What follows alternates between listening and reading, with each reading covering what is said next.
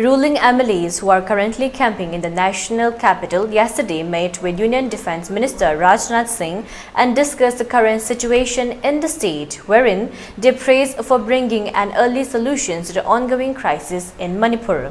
As per sources, Rajnath Singh assured MLAs to highlight the proposals and sentiments of the people to Prime Minister Narendra Modi for an early solution.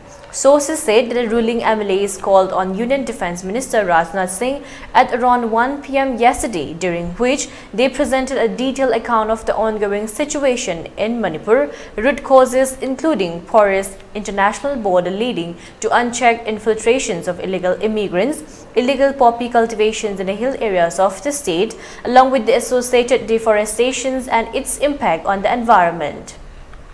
Sources further added that the MLAs also sought for early implementations of NRC to check and deport illegal immigrants from the state.